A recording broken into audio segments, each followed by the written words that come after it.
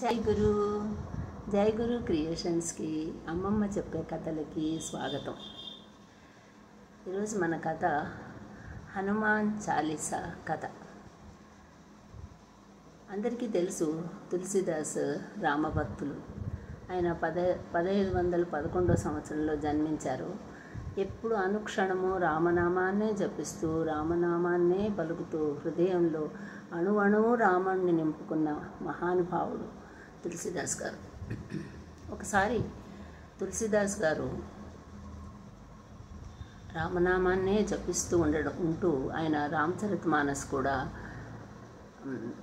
చిత్రకూటంలో రాశారు. అలా రామనామాన్ని జపిస్తూ ఉండడం వలన ఆయన ప్రతి క్షణము రాముడే, అన్నీ శ్రీరాముడే చేసేది అని ఆ భావనతోనే ఉండేవారు. ఒకసారి ఒక ఆవిడ వచ్చి ఆయనకు నమస్కారం పెట్టారు. ఆయన ఆవిడికి దీర్ఘ సుమంగళి భవ అని ఆశీర్వదించారు. ఆవిడ లేచి బోర్ని ఏడుస్తూ, నా భర్త ఇప్పుడే చనిపోయారు, మీ ఆశీర్వాదం కోసం వచ్చాను అంటే, అందుకు ఆయన అన్నారు, ఇది నా నోట్లో నుంచి వచ్చిన మాట కాదు, నేను పలికే ప్రతి మాట శ్రీరాముడిదే, శ్రీరాముడే శ్రీరాముడే. అందుకని నీ వెళ్ళి నీ భర్త చెవిలో రామ రామ నామాన్ని జపించు అంటే, ఆవిడ వెళ్ళి ఆయన పూర్తి విశ్వాసంతో రామనామాన్ని ఆయన చెవిలో జపించడం వల్ల ఆయన నిద్ర నుంచి లేచినట్టు లేచారు. అలాంటివి జరుగుతూ ఉన్నప్పుడు అక్బర్ పాదుషాకి ఈ సంగతి తెలుస్తుంది. తెలిసి ఆయన తులసీదాస్ని బలవంతంగా రాజ్యసభలోకి పిలిపించి ఆయనకు మంచిగా మర్యాద చేశాడు. మొదట్లో కూర్చోబెట్టి సింహాసనం మీద కూర్చోబెట్టి మంచి చాలువా కప్పి అన్నీ చేసి మర్యాద చేసి అన్నీ చేసి, మీరు చాలా మహిమలు చేస్తారట కదా, నాకు ఇప్పుడు మహిమలు చేసి చూపించండి అని ఆదేశిస్తాడు. నేనంటారు, నేను ఏమి మహిమలు చేయలేదండి, అంత రాముని దయ, శ్రీరాముల దయ, రామ రామ రామ తప్పితే నాకేమీ తెలీదు, నేనేమీ చేయలేను, రామ రామ రామ రామ అదొక్కటే నాకు తెలిసింది. నీకు ఎంత పొగరు, నేను పాదుషాని నీకు ఆదేశం ఇస్తే నా మాట వినవా అని అప్పటికప్పుడు సైనికులకు ఆదేశిస్తారు, ఈయనని బంధించండి అని. బంధించి కొరడా దెబ్బలు, చుట్టూ 10 మంది 10 కొరడాలు, ఒక్కొక్కళ్ళు 10 కొరడా దెబ్బలు, 100 కొరడా దెబ్బలు వేయాలి ఈయనకి. ఈయన ప్రభు ఆదేశాన్ని ఈయన అతిక్రమిస్తున్నాడు అని చాలా కోపంగా చెప్తారు.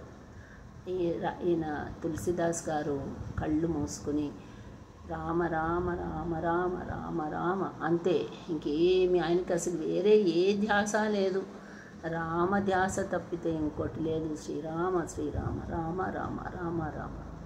అలాంటి సమయంలో వీళ్ళందరూ కొరడా ఎత్తారు తులసీదాస్ గారిని కొట్టడానికి.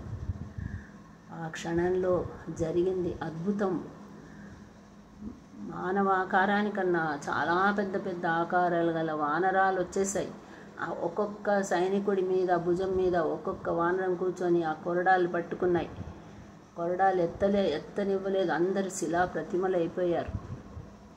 అలాంటి సమయంలో ఎక్కడ చూసినా సభ అంతా వానరాలే, సభ అంతా వానరాలు నిండిపోయాయి. అంత మానవుల కన్నా ఎత్తుగా ఉండే వానరాలు. ఎందుకో ఇంకా కొరడా దెబ్బలు పడలేదని తులసీదాస్ కళ్ళు తెరిచి చూశారు. ఎక్కడ చూసినా వానరాలు, హనుమాన్ హనుమాన్ హనుమాన్, ఆయన దర్శనము ఎక్కడ చూసినా హనుమంతుడి దర్శనమే తులసీదాస్ గారికి. అప్పటికే ఎన్నోసార్లు హనుమాన్ దర్శనమై హనుమంతుడే ఆయనకి శ్రీరామ దర్శనాలు చేయించాడు. అప్పటికే ఎన్నోసార్లు ఆ హనుమద్ రూపాన్ని చూసిన తులసీదాస్ నోటిలో నుంచి జయ హనుమాన జ్ఞానగుణ సాగర జయ కపీశ లోక ఉజాగర అనేసి అలాగ చాలీసా పూర్తిగా 40 దోహాలు ఆయన నోట్లో నుంచి అలా ప్రవహించి వచ్చాయి. అదే మనం రోజు చెప్పుకుంటున్న హనుమాన్ చాలీసా చెప్పుకుంటున్నాము అందరము. ప్రతి ఒక్కళ్ళకి సంకటసే హనుమాన చూడావై, మన క్రమవచన ధ్యాన జోలావై, మన మనసు శరీరం అన్నీ ఒక ధ్యాసలోకి. నాశై రోగహరై సపు పీర జపత నిరంతర హనుమత వీర, అన్ని రోగాలు నశిస్తాయి. క్షణము హనుమంతుడి జపం వలన అంత భారతదేశంలోనే కాక ఎక్కడ చూసినా హనుమాన్ చాలీసా చెప్పుకొని అందరూ సుఖశాంతులతో ఉండడానికి హనుమాన్ చాలీసా అంత సహాయం చేస్తుంది. ఆ హనుమాన్ చాలీసా ఆవిర్భావము ఇలా జరిగింది. జై హనుమాన్, జై శ్రీరామ్, జై జై గురుదేవ, జై గురుదేవ, జై గురుదేవ.